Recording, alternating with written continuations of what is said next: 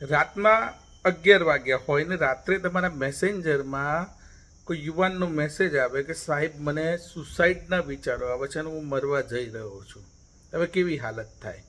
Sir છેલ્લો message કરવા માટે તમને જ પસંદ કર્યા હોય, હવે નથી અને આત્મહત્યા કરે છે, તો છેલ્લો મેસેજ મોબાઈલ તપાસવામાં આવે તો આપણું કનેક્શન અંદર આવે અને પછી પોલીસ પણ આપણી પૂછપરછ કરે કે ભાઈ તને જ છેલ્લો મેસેજ કેમ કર્યો, તું બધું જાણતો હોઈશ. મારી સાથે 4 વર્ષ પહેલાં આવી ઘટના બની હતી. આપણે કાયદાકીય કાનૂન જાણતા હોય એટલે મને થયું કે આ નહીં ને કંઈક આનાકાની કરશે તો એનો મોબાઈલ ચેક કરવામાં આવશે અને તમને કેમ મેસેજ કર્યો એવી પોલીસ તપાસ છેક સુધી મારા સુધી પણ આવશે. જોકે આપણે આમાં ઇન્વોલ્વ ના હોઈએ એટલે વાંધો ના આવે, પરંતુ થોડી ઘણી તકલીફો તો પડે, થોડી પૂછપરછ પણ થાય.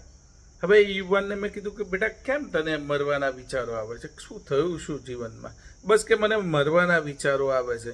મેં કીધું જિંદગી ખૂબ અમૂલ્ય છે કે હું બધું જ સમજું છું, પણ મને ગમતું નથી, મારે મરવાનો વિચાર આવી જ રહ્યો છે.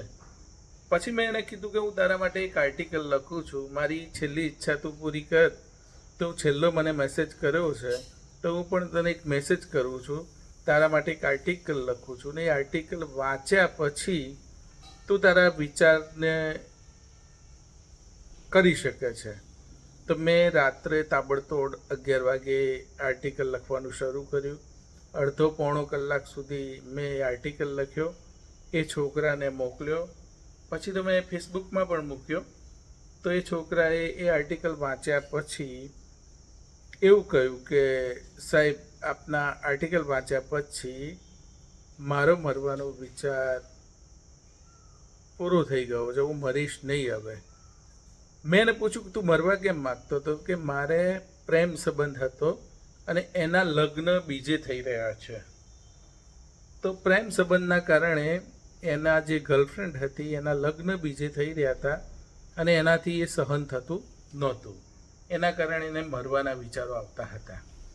તો જીવનમાં આપણે આ કમાયા છીએ કે ભાઈ કોઈ વ્યક્તિ મરવાની અણી પર હોય અને એને આપણા શબ્દો થકી એ વ્યક્તિ બચી જાય, એનાથી મોટી ઘટના મારા જીવનમાં ઘણી ઘટનાઓ બની છે, પણ આ ઘટનાને હું વિશેષ યાદ રાખું છું.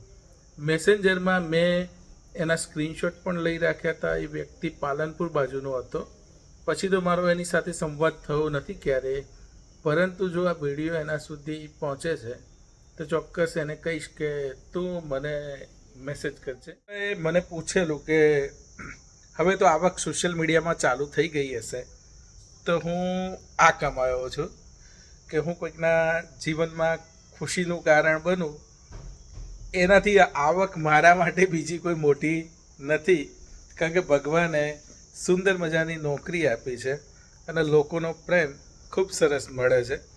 આ જ મારી આવક છે અને આનાથી વિશેષ મારા માટે કોઈ આવક નથી.